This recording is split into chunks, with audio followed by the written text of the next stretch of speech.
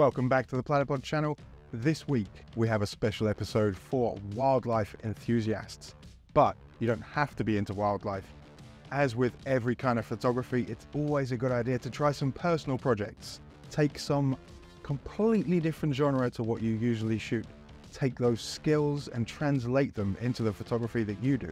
So this week in particular is for wildlife, and we're going to look at how the Platyball can completely change the way you shoot wildlife, particularly when you need stability, when you have a heavy lens, when you need to shoot a slightly longer exposure at dawn or dusk when wildlife is most active.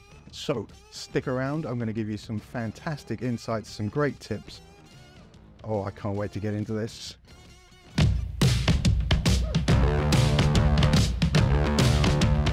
Team, before we get out shooting, let me very quickly introduce you to the star of the show, the main piece of gear we're going to be using. We're going to take this piece of kit and we're going to put it on various other things, but this is the star right here, the Platyball Elite. Now, I'm sure you've seen the videos that we've done before about Platyball. If you haven't and you want to know a little bit more about what the Platyball actually is, take a look at Larry Becker's video that he did last week, and you'll find out what this thing is capable of. But just to point out the main point for today, we have a ball head that is upside down. So the ball is on the bottom. So once we level this base, it's going to stay level. We also have these two switches here, which we can use to tighten and loosen the grip. So essentially, we're going to have this mounted on a Platypod Extreme or a tripod or a monopod to be able to shoot wildlife, but we're going to have it slightly loose so that when we move the camera, it moves. But when we want it stable, it's stable. So it's kind of not fully tightened.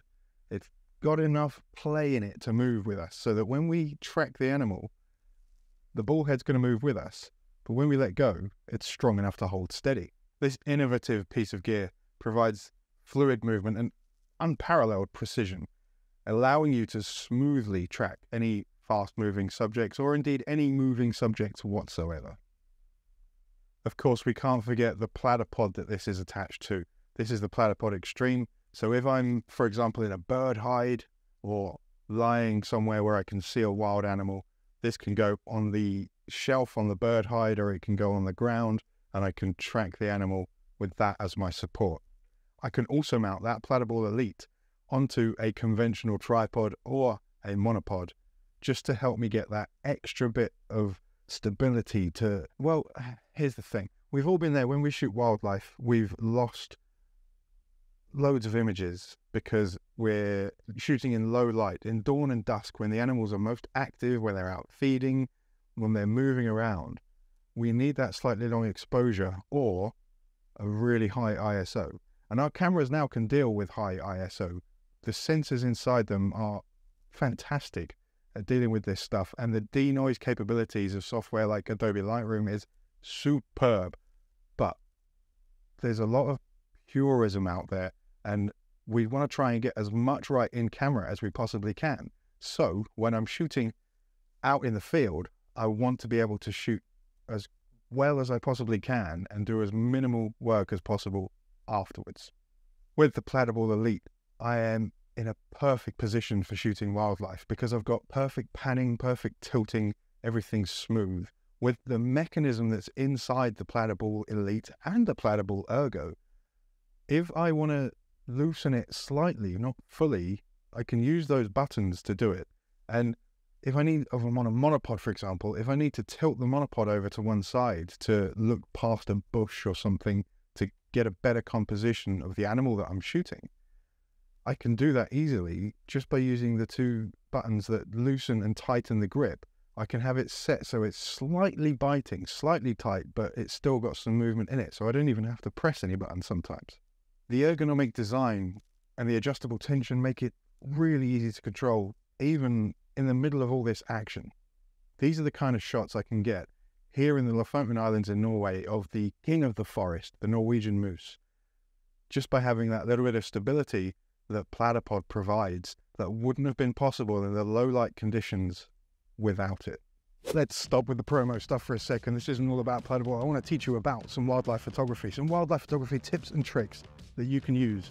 Like I said before, you can take these tips and tricks out of wildlife photography into your genre of photography. There may be some pointers and some ideas that you take away from any personal project in photography. So, wildlife. Be patient. That's the biggest thing. Patient. It goes along hand in hand with being quiet and calm. If you're making a load of noise and you're expecting everything to happen very, very quickly, it won't. It's a case of hurry up and wait. You get yourself out there, you stake out the location, you figure out what kind of animals you're going to be shooting, and you take your time and you make sure you get those perfect positions beforehand. It's like standing in front of a brick wall waiting for a great subject to walk past. It's that concept goes into wildlife photography. So be patient, be prepared to wait. When you do see that animal, make sure that animal is either the star of the show or a feature of a bigger scene. No in between, so get really tight or get really wide. And the reason for that is because you want to convey either a sense of place or a sense of character. So if you're close, cropped in, nice and tight on the animal, not cutting off too many limbs in all the wrong places, and making sure you focus on the eye, you're going to end up with a great shot. You're going to really get into the heart and the soul of that animal, and you're going to show its character. Similarly, if you go really wide, let's say we've got a little animal in the corner of a bigger scene, we're showing a sense of place. That subject is part of a bigger story. So that's a great piece of advice to take away from you that will go into any genre of photography. It's important that you know your gear. You know how to change your shutter speed, your ISO and your aperture really fast without looking, because lighting changes. The animal can walk from shade into bright sunlight very, very quickly. So you need to be ready for that to happen, and you need to understand your gear. So make sure you know your camera inside and out, and you can do it all on your fingers without looking at the screen. And the last tip I'm going to give is to take loads and loads and loads of photos. Go through batteries and memory cards like they're going out of fashion.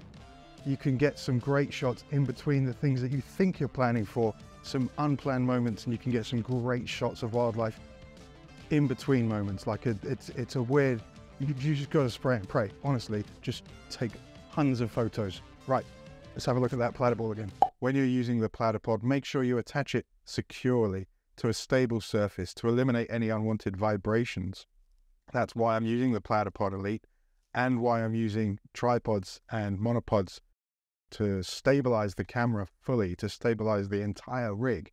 The Platypod is the connection between the camera and the tripod, and so it's doing a lot of the work, but the connection to the ground, the thing that makes this absolutely stable, is the Platypod or the monopod. Another great factor behind using this particular rig is portability. When you want to move, portability and mobility is key to being quiet and stealthily tracking these animals as they move throughout the wild. The monopod and the extreme really come into play here because they are mobile. You just need to put the bottom of the rig on the ground and you're ready to shoot, rather than get the three legs of the tripod splayed out and ready and set up and level. You can just get everything ready in one go, pick it up and move it to the next spot, set it back down again. Portability and mobility, something that Platypod really excels at. The great thing about having this kind of a mobile, portable, easy to use rig that doesn't require twisting and turning knobs, you've got some buttons, everything's very quiet about this whole rig, is the fact that you can get really intimate moments with some wildlife because they're not distracted by the strange noises or the tripod that they've never seen before. Although you can use a tripod, I would recommend using a Platypod Extreme or a monopod to get these kind of wildlife shots, to make the most out of this rig. You can get those really intimate moments, as I mentioned, and you can really use that to your advantage to make your wildlife photos stand out from the crowd, because at the end of the day, that's what it's all about. There are a lot of wildlife photographers out there, and lots of people are doing the same thing. If you want your photos to stand out above that crowd, either on social media or to make your portfolio shine, you need to think differently, shoot differently, and use a rig that's a little bit different. And this certainly is one of those, and it's going to give you the best photos, I promise. And there you have it, folks. From Norway with love, thank you very much for joining me. Don't forget, before we go, If you want to really excel, you need to really understand your gear. Practice really does make perfect.